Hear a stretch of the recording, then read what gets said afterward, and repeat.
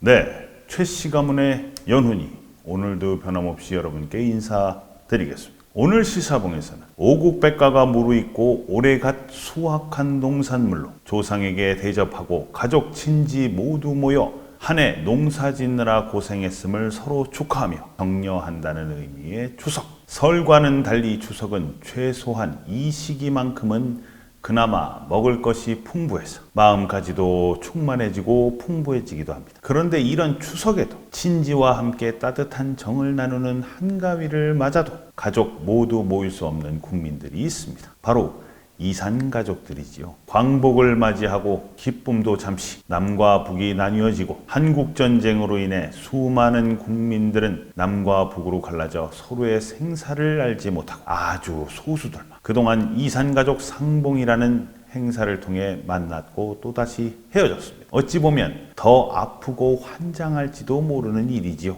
아주 많은 이산가족들은 아직도 근 70년째 마음이 풍족한 추석 명절을 보내지 못하고 있는 것 또한 현실입니다. 그런데 이렇게 아프고 어찌 보면 애달픈 추석 명절에 대한민국의 대통령이라는 분이 공영방송과의 인터뷰에서 그런 국민들의 마음을 후벼파는 발언을 했습니다. KBS 추석특집 2019 만남의 강은 흐른다 방송에 출연한 문재인 대통령은 다른 일들은 다 시간이 걸리더라도 이산가족 상봉만큼은 최우선으로 해결해야 할 인도주의적 과제라고 생각한다면서 지금 이산이 70년인데 이렇게 긴 세월 동안 이산가족의 한을 해결해주지 못했다는 것, 서로 만날 기회조차 안 준다는 것은 그냥 우리 남쪽 정부든 북쪽 정부든 함께 잘못하고 있는 것이라고 말했습니다. 이렇게 긴 세월 동안 서로 만날 수 있는 기회조차 주지 않는 것은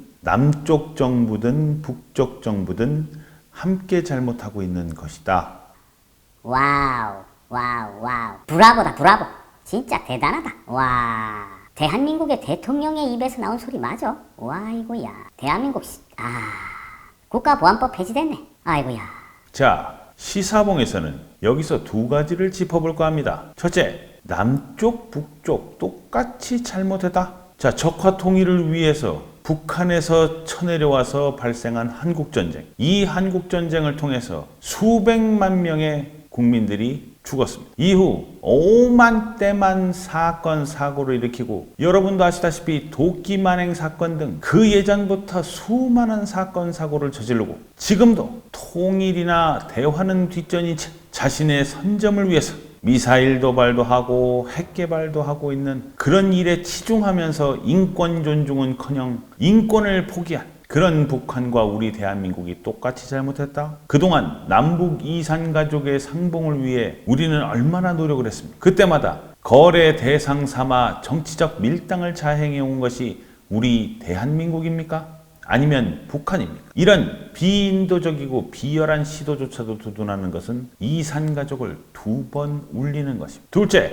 북쪽 정부? 아니 한반도에 두 개의 국가가 존재한다는 것입니까? 북한 체제를 인정한다는 것입니까? 아주 비현실적으로 느껴지는데요. 이게 문재인 대통령이 꾸는 꿈입니까? 옛날 김일성 때부터 그렇게 부러지셨던 고려연방제를 이루고 싶으신 겁니까? 그래서 남쪽 정부, 북쪽 정부, 대한조선 남북연방국인가요? 이 코딱지만한 한반도에 하나 있기도 비좁은 이 한반도에 그것도 쪼개서 두 개로 나누고 싶으신 겁니까? 그래서 조국 같은 범법자를 꾸역꾸역 그렇게 국민들이 반대를 하는데도 말 같지도 않은 그런 이유를 대가면서 법무부 장관에 임명하고 그를 통해 검찰 통제하고 국가보안법 폐지하고 장기 집권해야 되니까 포퓰리즘으로 계속해서 돈 퍼주고 이게 민주당이 얘기하는 문재인 정부가 얘기하는 장기 집권 시나리오입니까? 시사봉에서는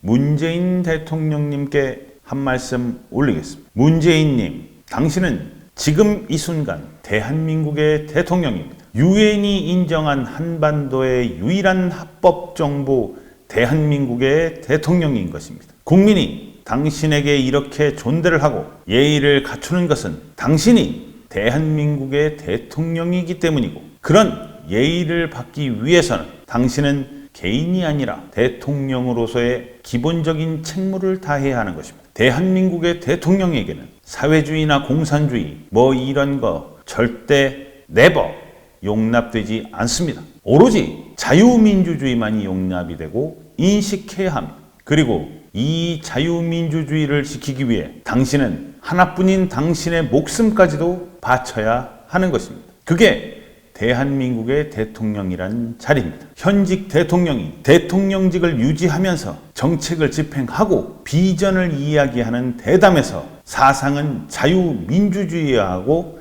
대한민국이란 국가 위에 서 있어야 합니다. 헌법상 한반도의 유일한 정부는 대한민국 하나뿐이고 북한은 불법 점유로서 세계에서 인정받지 못한 IS 같은 그런 집단입니다. 그들이 정부라고 주장하는 그들의 정부를 정부로 인정할 수 없는 것입니다. 당신이 헌법을 그런 식으로 아주 뭉개신다면 대한민국의 대통령이 아닌 것이고 그 순간 당신은 우리 대한민국을 망하게 하는 역적인 것입니다. 최소한 이런 내용을 누구보다 잘 아실 텐데 그렇지 않습니까? 법대에서 공부하시고 40 패스하셔서 헌법을 아셔야 할 수 있는 변호사를 하셨던 분 아닙니까? 그런 분이 남쪽 정부? 우리나라 대한민국을 남쪽 정부라고요? 지난해 9월이죠. 평양을 방문하셨을 때 평양 시민 앞에서 남쪽 대통령이라고 하셨죠. 그때는 적진 속에 있으니까 그리고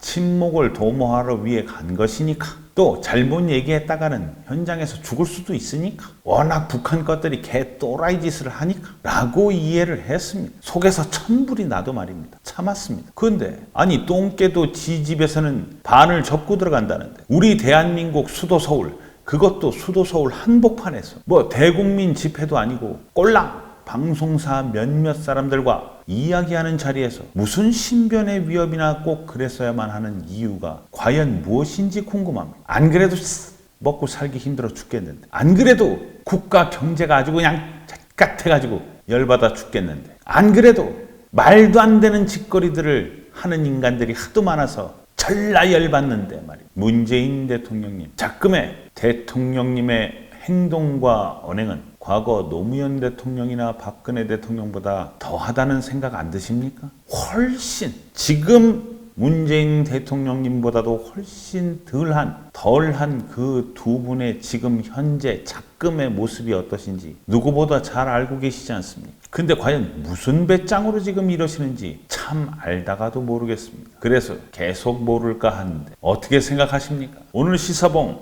여기서 마치겠습니다. 안녕히 계십시오.